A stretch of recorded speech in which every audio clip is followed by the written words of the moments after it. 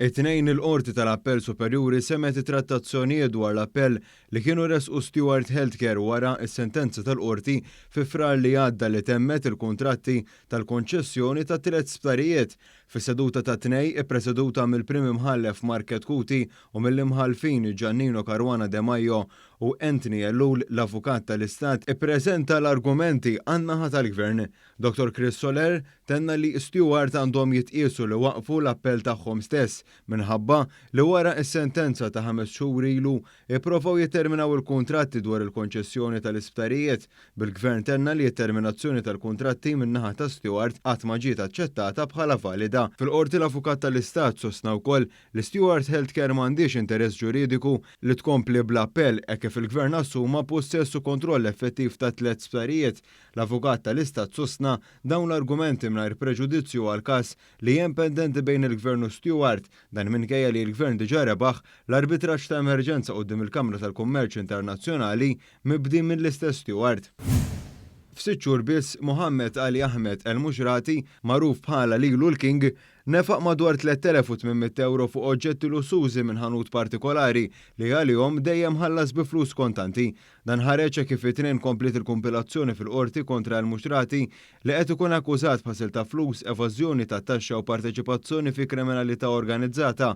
L-ewwel xhud kien Luke Kuti li qal li kera l-istabbilimenti jew f'Paċeville lill-akkużat f'Awwissu tal-2019 u waxet li l-kirja kienet tal-10 snin biħlas ta' 300 euro għal kull ġurnata. Żied li dejjem irċieva ħlas sas-sena l-oħra iżda l-pagamenti twaqfu f'daqqa. Dan waslu biex jirrapporta lill-Pulizija. Xehed ukoll is-Supretendent Keith Arnaud li qal kif is-sorsi tal-Pulizija indikaw li l-akkużat huwa involut f'ċirku ta' traffikar ta' droga. Xehed kif waqt rejt fil-proprjetà tiegħu f'Portomaso insabu ammont sinifikanti ta' oġġetti lussużi fosthom aċċessorji, żraben u karozzi lussużi. Il-kompilazzjoni tal-evidenza tkompli fit-22 ta' Awwissu. Żewġ irġiel instabu ħatja li kkawżaw tbatija bla bżonn lil żiemel billi ma ħadux ħsiebu sew wara l-instab minxut li deskrivih bħala fistan ta' bejn ħajja u mewt u b'ħafna ġrieħi.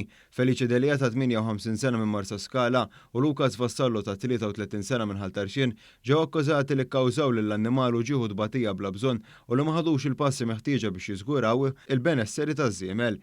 L-akkużi ħarġu wara rapport li ż-żiemel kienet jinżamm falqa fil-limiti ta' Bindi f'Witilajn. Il-qorti semmet kif iż-żiemel kien ta' Vassallo imma fdaħ f'idejn Delija biex iżommu fl-alqa tiegħu u jieħu ħsiebu. Fil-qorti ntqal li ż-żiemel kien jinżamm f'kamra mibnija bil-ġebel li ma kienx tidher sigura u kien fi stat terribbli. Veterinarju wkoll ikkonferma l-istat ħażin li kien fih iż-żiemel u qal li kellu ġrieħi serji f'siequ li kienu infettati u mimlija bid-dud. Delija u Vassallo nstabu ħatja tal-akkużi miġuba kontrihom u ġew multati 8,000 euro kull wieħed li ma' flus iridu jitħallsu fi żmien 6 xhur. Il-qorti ordinat ir-revoka tal-permessi kollha maħruġa għal kwalunkwe operazzjoni ta' attività irregolata mill-lat dwar il-ħarsien tal-annimali u ordinat ukoll is-sospensjoni u r-revoka ta' kull liċenzja żamma tal-annimali taħt l-att għal perjodu ta' 3 snin.